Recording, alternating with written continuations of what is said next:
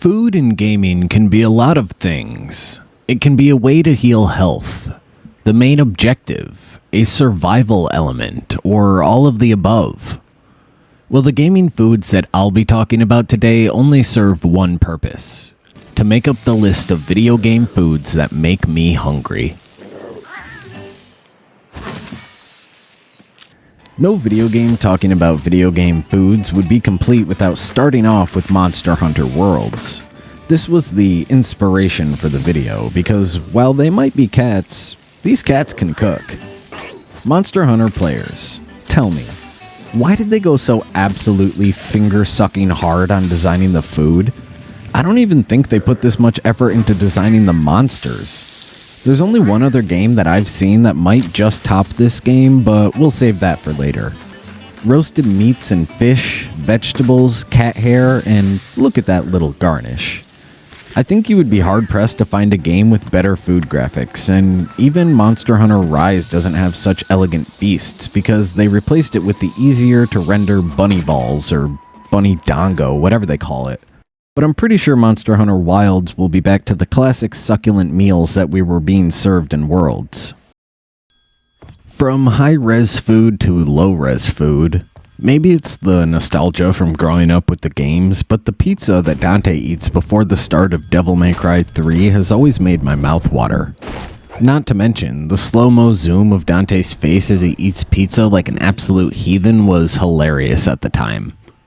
Does Dante even need to eat, or does he just really like pizza? Well, I googled it, and the DMC community has already argued plenty about that fact.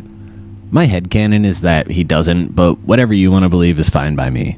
Anywho, I was trying to compare this pizza to other video game pizzas to make sure that I didn't pick the worst looking one, and I stumbled upon an article from IGN called A Visual History of Pizza in Video Games, and sure enough, Devil May Cry 3 was on there, and it actually might be one of the better looking pizzas on the list. On the only Reddit post talking about pizza in video games that I could find, someone also commented the pizza from Devil May Cry 3.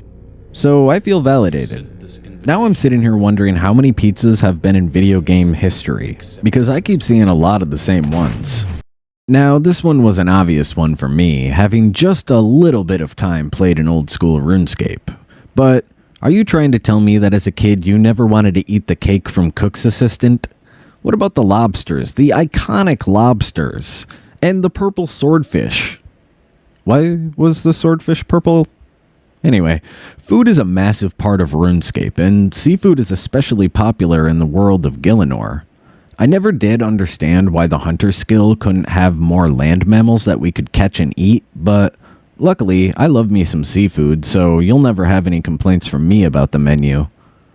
There's also a lot of weird little foods in the Gnome restaurant and scattered around the rest of RuneScape, but I figured I would cover a nice drink to go with our foods, the only one of the episode. So the cocktail that I chose was the Drunk Dragon. Add gin and vodka to a shaker. Add in dwell berries, which I assume are some dark berry like blackberry or blueberry, and shake.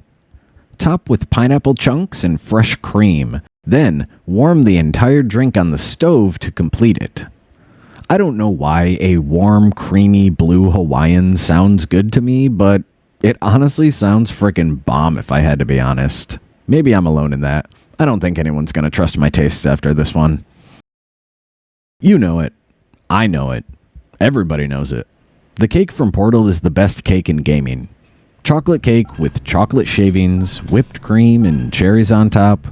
I still get a hankering for some devil's food when I randomly think of this cake, which is more often than I should admit. I feel like this is an obvious one, but I had to include it. Besides, I worked hard for that cake, so I'm gonna have my cake and eat it too.